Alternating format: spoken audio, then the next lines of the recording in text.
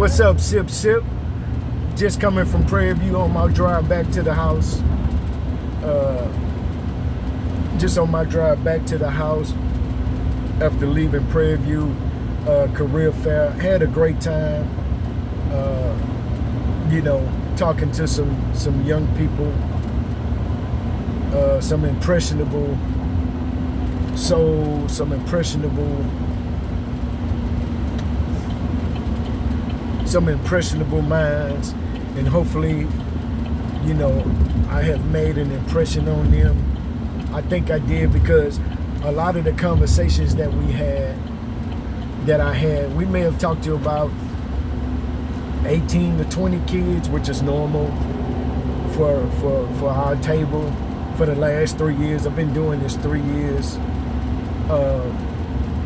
And so one of the things, most of the conversations with these kids is, some of it is career oriented or detailed to construction, science, and architecture, and jobs and internships. But most of the conversations that I had with these kids was primarily life lessons about showing up early, not being average, not accepting, average work ethic, not accepting average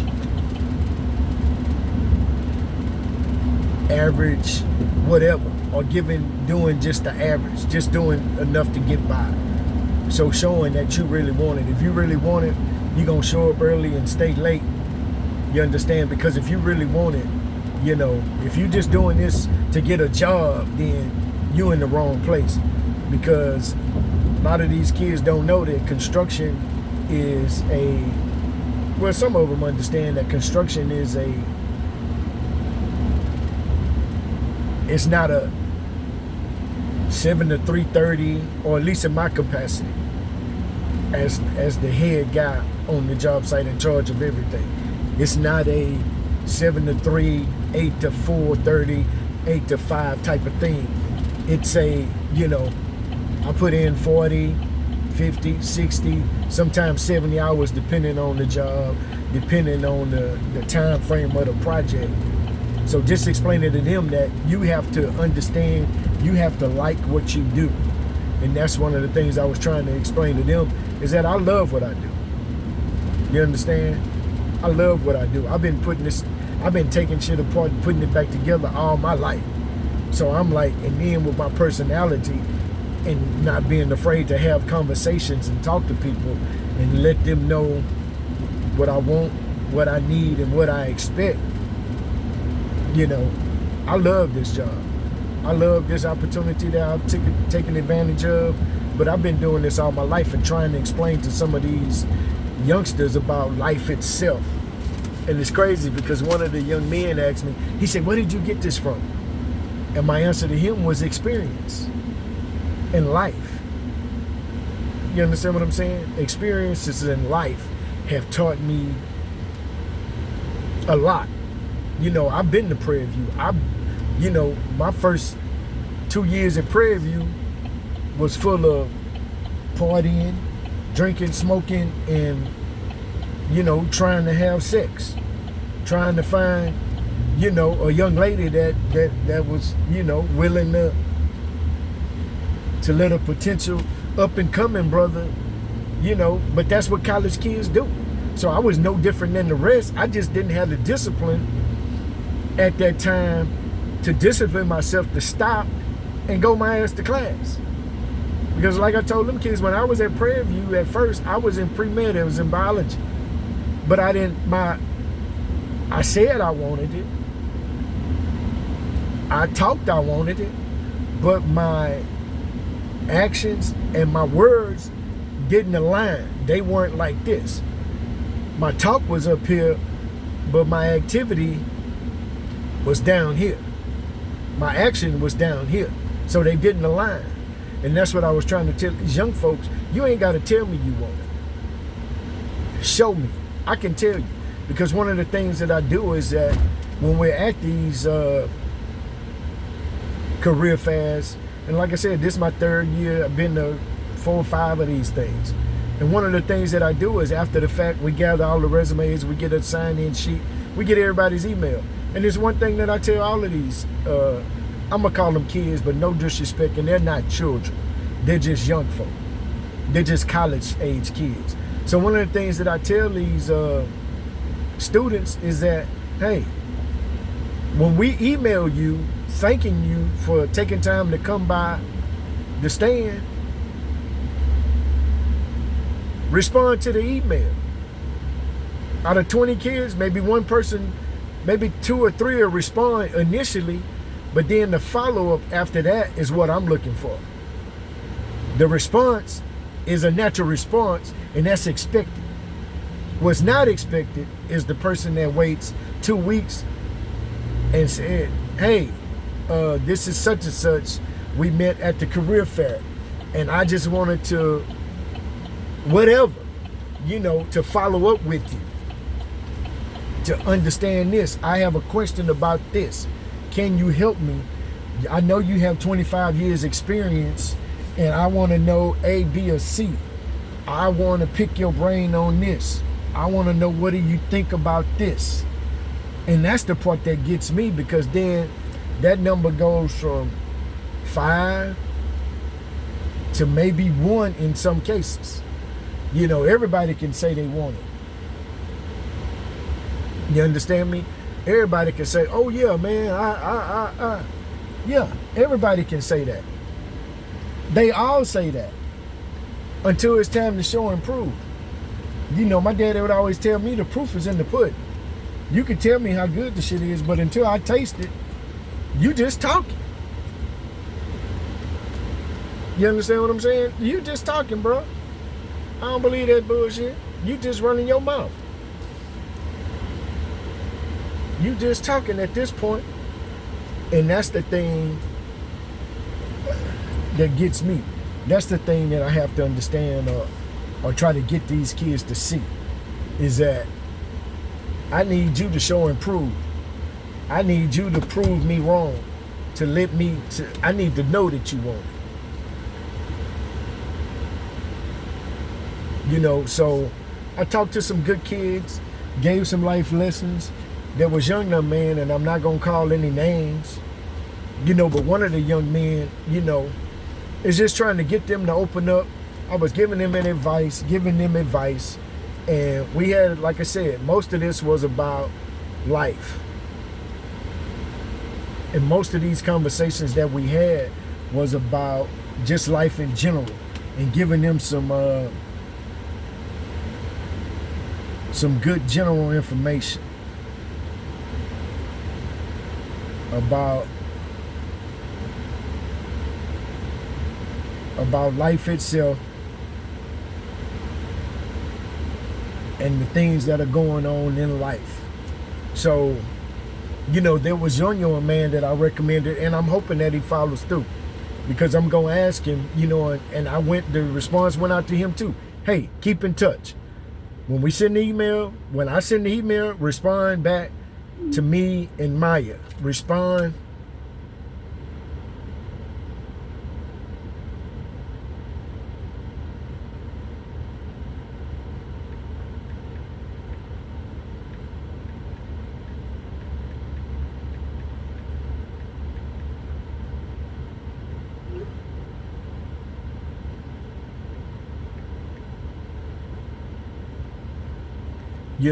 About life. So he had an issue with it. He hadn't talked to his dad, and him and his dad had a great relationship.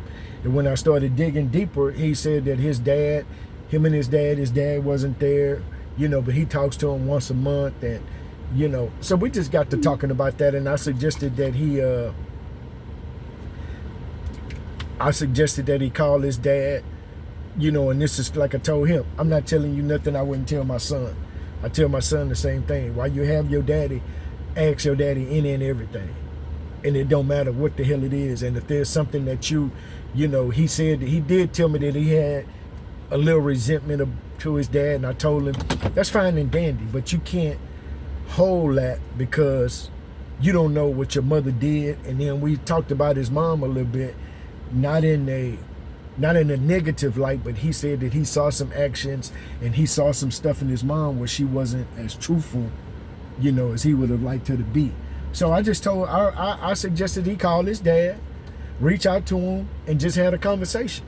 Hey man, I know we ain't talked, but I really want to establish our relationship. I need you in my life because I can't be the best me without you in my life. And I don't want to be mad. I don't want to harbor any kind of ill feelings. I just want to lay everything out in the air, and I want to tell you, and I want to hear your side so we can reconnect. And that was the information. That's what I suggested, and hopefully he followed through with it. And another young man who was looking for an internship, and these kids, some of them, one of them, the one that I was talking to, the last one was sharp. He always comes sharp. He had a nice shirt. His tie was on point. Suit was nice. But he always looks nice. But I told him, I can see your growth in just talking to you this time. But his thing was, I haven't had an opportunity. I get passed up.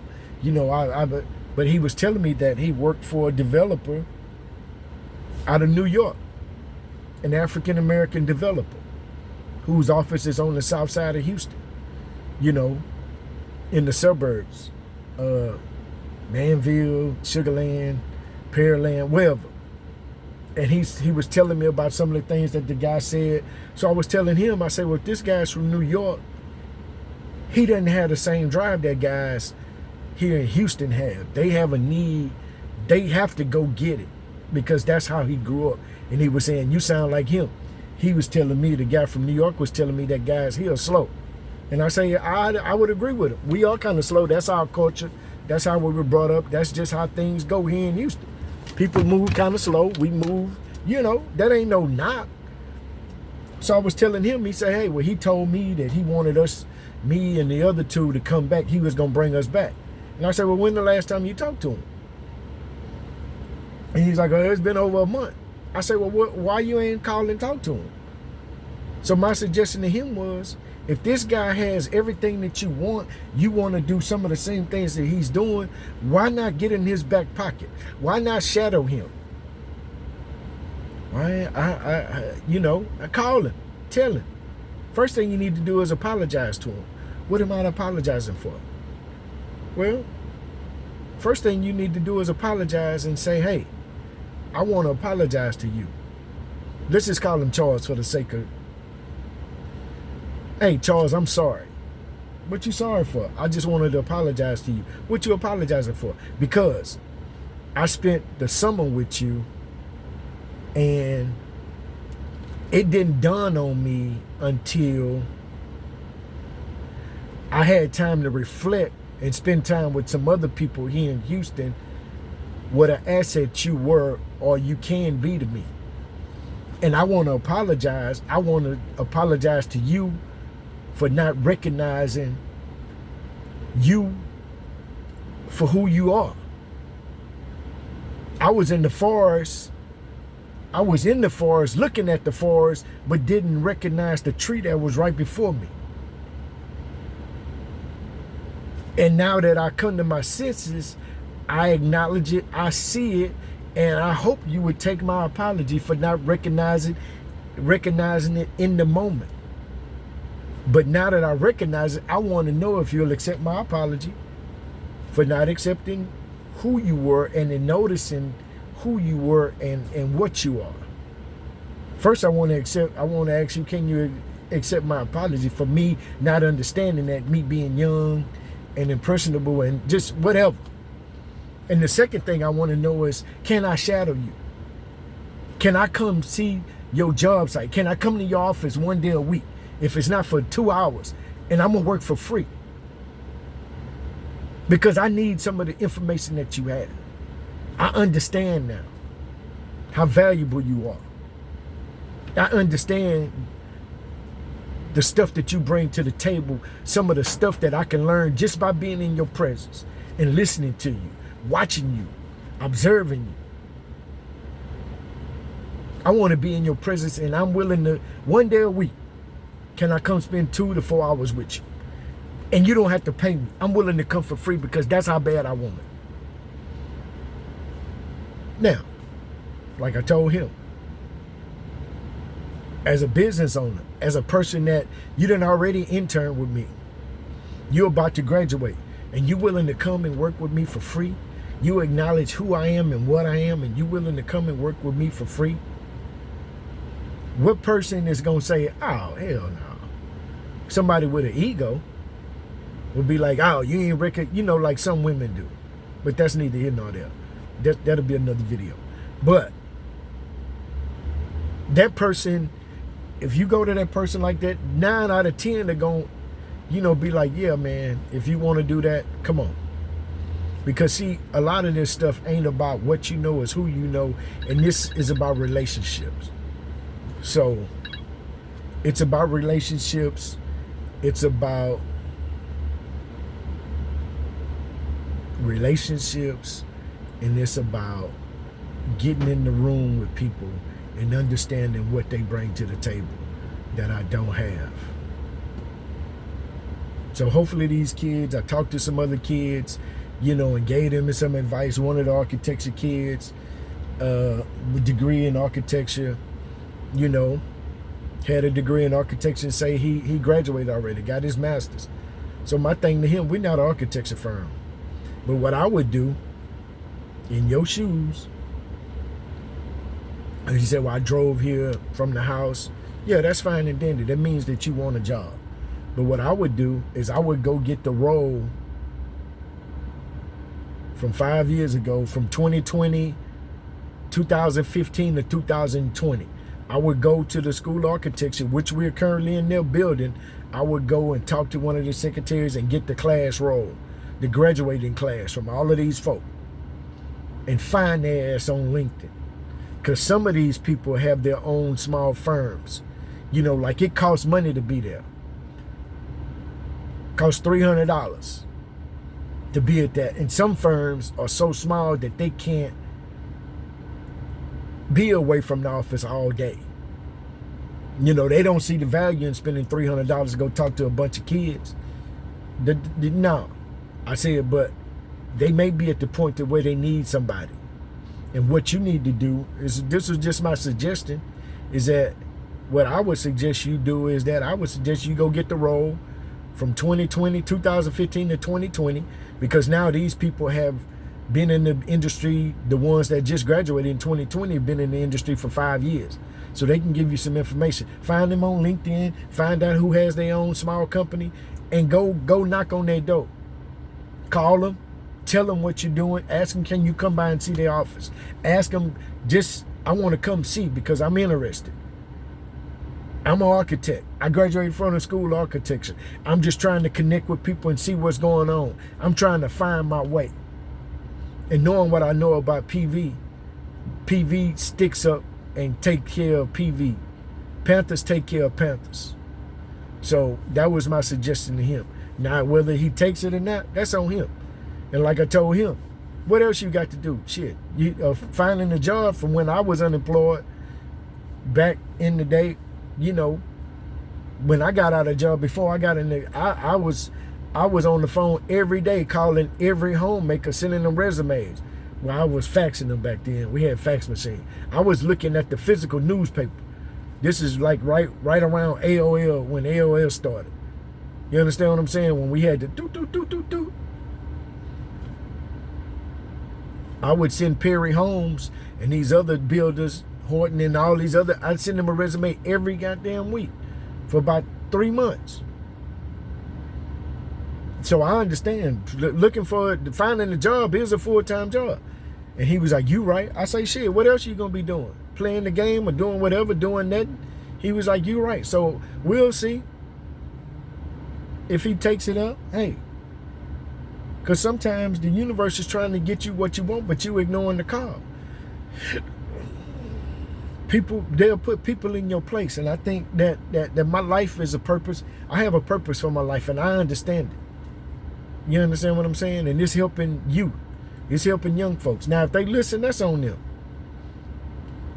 But like I told them kids, and I keep calling them kids, no. Oh, I thought a child said something. No, but no disrespect to them. I know they're not children, kids in that manner. But, Nobody's gonna chase you to give you information. If you want it, you gotta come see me. And I can't think of the hip-hop preacher, Eric. Can't think of his last name. But like I told one of the kids, his thing was, he told the kid, hey, if you want it, the kid met a millionaire. Something, and I'm paraphrasing. The kid met a millionaire. He was like, hey, man, I want to be a millionaire. I want to be a millionaire like you. I want to do this like you. And he was like, oh, okay. Saw him again. Hey, man, I want to be a millionaire like you. Okay. You want to be a millionaire like me? You want this, what I got? Meet me at the beach in the morning at 5:30, 6 o'clock. What? Don't ask me no questions. You want this, what I got? Just do what I tell you to do. Because I've already done it. I'm here. You want what I got. I don't want what you got. Meet me at 6 o'clock. And he said the guy met him at the beach, had his suit on, had his best clothes on. He's like, all right, what we gonna do? And he was like, give me your hand. They started walking out in the water. And he was like, wait a minute, man, you messing up my shoes. He said, well, just come on. And he said, we got in there, water was waist deep. Kept walking. Water is now up here. Then the story goes, the man pulled him and he said, man, what are we doing? I don't see how this relates to what I want. I want to be a millionaire. I want this. I want to do what you do. And he kept walking. Water was up to here. And he kept walking, and the water was up here, and the guy got his head, and I think the guy grabbed him and pulled him underwater, and he fight. Man, I can't breathe. I can't breathe. You're going to kill me. He said, until you want it, as bad as you want to breathe right now, you ain't going to get it. You got to want it just like you want to breathe right now. You got to want it just that damn bad. And then he said the guy just walked off. So that's the lesson. How bad do you want it? Do you want it? You will show you want it, or you just saying you want it? Sip, sip.